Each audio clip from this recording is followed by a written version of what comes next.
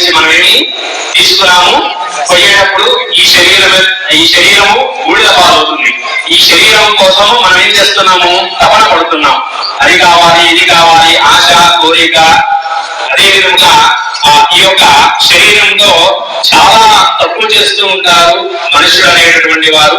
మానవ జన్మ చాలా సుకృతమైనటువంటి జన్మ అన్నమాట. ఎందుకు అని అంటే, మానవ జన్మ ఎందుకు ఉత్తమమైనటువంటిది అని అంటే, స్వామి భగవంతుడి యొక్క సేవ చేయడానికి ఉత్తమమైనటువంటి శరీరం ఏంటి అంటే ఆ యొక్క మానవ జన్మ మాత్రమే. అప్పుడు దాకా కూడా ఈ శరీరం అనేటటువంటిది మనం చేసినటువంటి పుణ్యకార్యాలు కానివ్వండి, లేదా పాప కార్యాలు కానివ్వండి, ఆ యొక్క చేసినటువంటి కర్మ ద్వారా మనము సుఖాలు, భోగాలు, అదే విధముగా దుఃఖాలు, కష్టాలు అనుభవిస్తూ ఉంటారు ఈ యొక్క మానవుడు అనేటటువంటి వారు. అయ్యో నాకు కష్టం వచ్చింది, దేవుడి దగ్గరికి వెళ్ళాను, పంతులు గారు చెప్పినట్టుగా 3 ప్రదక్షిణాలు చేశాను, ఈ దేవాలయానికి వెళ్తే కష్టం మొత్తం కూడా పోతుంది అని అంటే, పూర్వజన్మ నువ్వు చేసినటువంటి పాపం ఎక్కడికి వెళ్తుంది అంటే ఎక్కడికి వెళ్ళదు. మళ్ళీ మనుష్య జన్మలో మనం అందరం కూడా అనుభవించాల్సినటువంటిది. ఎవరికైనా ఎంతటి వాళ్ళకైనా భగవంతుడు ఆయన కొన్ని కోట్లు సంపాదిస్తాడు. కొడుకుకి సత్ప్రవర్తన లేకుండా డబ్బులు కావాల్సినప్పుడల్లా కూడా డబ్బులు ఇచ్చి ఏం చేస్తాడు, కుమారుణ్ణి ఆ యొక్క నాశనం చేసేటటువంటి ఆ యొక్క తండ్రి అడిగినప్పుడల్లా కూడా డబ్బులు ఇస్తే ఏమవుతుంది, వాడు చదువుకుందాము, ఒక జ్ఞానం తెచ్చుకుందాము అని ఏమి ఉండదు, అజ్ఞానంలోకి వెళ్ళిపోతూ ఉంటాడు. కష్టం విలువ అనేటటువంటిది తెలియదు అన్నమాట. మరి ఆ కష్టం విలువ తెలియాలి అంటే అతను కూడా తండ్రి ఎట్లయితే కష్టపడుతున్నాడో ఆ విధంగా కుమారుడికి కూడా కష్టం విలువ అనేటటువంటిది తెలియజేయాల్సినటువంటి బాధ్యత ఎవరికి అంటే తండ్రికి మాత్రమే ఉండదన్నమాట. ఆ తండ్రి ఎవరు అంటే పరమేశ్వర. దేహం కామ, క్రోధ, లోభ, మన మాత్సర్యాలకి లోనై ఉంటుంది యొక్క శరీరం మొత్తం కూడా. మరి అటువంటి శరీరంతో భగవంతుని అసలు ఈశ్వరుణ్ణి కొన్ని మంత్రాలలో మన సర్వం శివమయం భావయే అంటే ఈ శరీరం మొత్తం కూడా శివుడుగా భావన చేసిన తర్వాతే శివార్చన చేయాలి.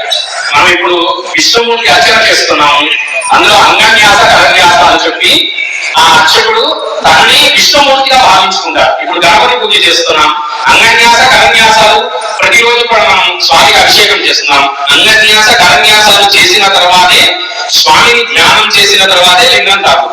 అప్పుడు దాకా లింగం తాకేటటువంటి అర్హత ఎవరికి కూడా ఉండదు. ఇప్పుడు మీ అందరి చేత ఆ లింగాలు తాకడానికి అభిషేకం చేస్తున్నాం. మీరందరూ కూడా ఓం నమ శివాయ అని ఆ యొక్క లింగాలకి పాలు పోసి నమస్కారం చేస్తారు. మరి మీకు ఎటువంటి ఫలితం వస్తుంది అని అంటే మోక్షవా ఎవరు చెప్పారు ఇదంతా కూడా మనం శివ సంకల్పమస్తు. మనం ఏ సంకల్పం చేసినా అందులో సంకల్పాల్లో ఉత్తమమైనటువంటిది శివ సంకల్పం అట. ఎక్కడ ఉన్నారు, కైలాస శిఖరే రమ్యే శంకరస్య శివాలయే దేవతాస్తత్ర మోదంతి తన్మే మనః శివ సంకల్పమస్తు. అంటే మనకి వేదం ఏమని చెబుతుందంటే పృథివీగా ఆపహ, పృథివీ అంటే భూమి నుంచి ఆపహ, ఆపము అంటే ఏంటి, వెలుగు వస్తుంది. పృథివీగా ఆపహ, ఆపహ పృథివీ ఓషధయ, పృథివీ నుంచి ఏమొస్తుంది, ఓషధులు అంటే ఏమిటి, విత్తనం ద్వారా ఓషధులు మొలకెత్తుతుంది. ఓషధయ ఓషధేభ్యోన్నం అన్న పురుష, ఆ ఓషధలే అన్నం. అంటే ఇప్పుడు ఇవన్నీ కూడా ఏంటి, ధాన్యం, ధాన్య రాశి అన్ని కూడా పండుతూ ఉంటాయి. అన్న పురుష అంటే పురుషుడు ఎవడు అంటే భగవంతుడు అన్నమాట, ఈశ్వరుడే. ఈశ్వరుడు ఇవ్వకపోతే ఈ యొక్క శరీరం మనము ఆ స్వామికి అర్చన లేదా ఈ రోజు ఇక్కడ కూర్చొని మనం సేవ చేయగలమా, చేయలేము అన్నమాట.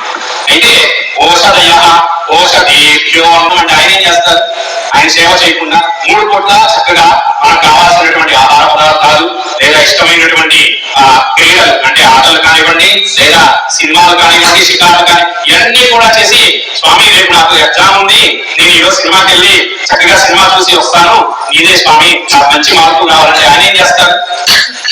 అట్లా కాకుండా భగవంతుడి సేవ చేసినటువంటి వారికి అందరికీ కూడా మోక్షవాప్తి అంటే ఈ పితృదేవతలు ఉంటారు. ప్రతి ఒక్క ఇంటికి కూడా పితృలు అంటే ఇవన్నీ కూడా చాలా విశేషమైనటువంటి మాసాలు.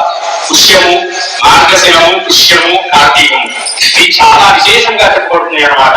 ఇవన్నీ కూడా పెద్దవాళ్ళకి పితృతర్పణాలు కానివ్వండి. మనము సంక్రాంతి వస్తుంది, పెద్ద పండుగ మనకి తెలుగు సంవత్సరాల్లో. ఈ తెలుగు సంవత్సరాల్లో సంక్రాంతి పెద్ద పండుగ. అప్పుడు మనం ఏం చేస్తాం, మనకి తెలిసినటువంటి పితృదేవతలకి పెద్దవాళ్ళందరికీ కూడా బట్టలు పెట్టి నమస్కారం చేస్తాం. చూడండి, ఎక్కువ చలికాలంలోనే ఎక్కువ మరణం సంభవిస్తుంది అందరికి.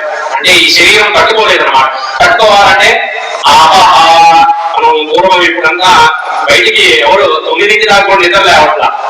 ఎందుకంటే మంచు, చలి అని ఘాట్ పొయ్యిలు ఇవన్నీ కూడా వేసి పూర్వం చలి కాచుకున్నాం వేరన్నమాట. మరి అటువంటి పృథివీ పృథివీ, మరి వర్షం ద్వారా పృథివీలోకి నీరు, అంటే భూమిలోకి నీరు ద్వారా ఓషధులు మొలకెత్తుంది. ఈ ఓషధులకి అన్నిటికీ కూడా అధిపతి ఎవరు అంటే చంద్ర భగవానుడు. చల్లని ధనం ఇస్తేనే ఓషధులు అంటే విత్తనం అనేటటువంటిది మొలకెత్తుతుంది. చల్లదనం లేకుండా సూర్యుడు వచ్చి ఆ విత్తనం మీద పడితే ఏమవుతుంది, వేడికి అదేమవుతుందంటే నాశనం అయిపోతుంది, అంటే చెడిపోతుంది అన్నమాట. అందుకని ఆ చంద్రరశ్మి ద్వారా ఈ విత్తనం అనేటటువంటిది మొలకెత్తుతుందిగా.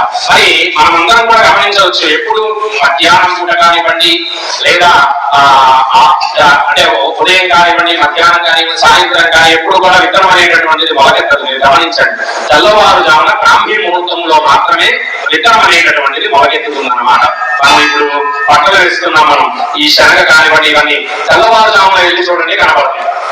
మళ్ళీ ఉదయం కొంచెం ఉండే కొద్ది, వెలుగు వచ్చే కొద్ది పెద్ద మొక్కగా కనబడుతుంది. మీరు ఉదయాన్నే వెళ్ళి చూడండి, ఆ యొక్క విత్తనం అనేటటువంటి ఇచ్చి ఆ యొక్క మొలక అనేటటువంటిది మనకు కనబడుతుంది అన్నమాట. ఈ అన్నంలాగా ఉండేవి కాదు. ఎందుకు అంటే ఆలాహల విషయాన్ని తన కంఠంలో దాచుకున్నటువంటి గొప్ప భగవంతుడు ఆయన, గొప్పవాడు.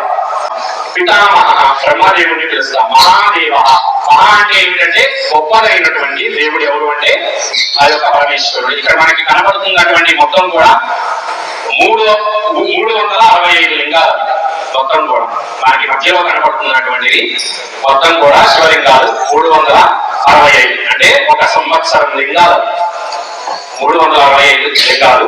చుట్టూ మొత్తం కూడా దాన్ని మహాలింగార్చన అని అంటారు. ఈ మహాలింగార్చనలో 11 ఆవరణలు ఉంటాయి అన్నమాట.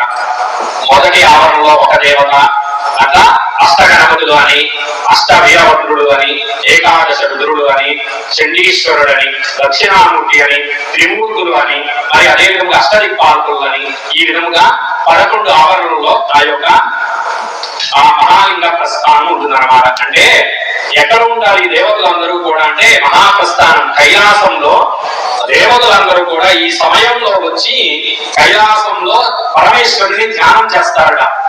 ఎన్ని పాపాలు పోతాయంటే ఈ సమయంలో భగవంతుడు సేవ చేస్తే అన్ని పాపాలు పోతాయి అన్నమాట. మనం తెలిసి తెలియక చేసినటువంటి పాపము ఈ సమయంలో దీపం కానివ్వండి, స్మరణ కానివ్వండి, లేదా భక్తితో భగవంతుడికి ఒక పుష్పం సమర్పించినా కానివ్వండి, విశేషమైనటువంటి ఫలితాన్ని మనకు భగవంతుడు ఇస్తారన్నమాట. మనం కూర్చొని చక్కగా బయట కూర్చొని ముచ్చట్లు చెబితే పుణ్యదేవుడు భగవంతుడు. అంటే తప్పుగా అనుకోవద్దు, అన్యదా భావించకండి.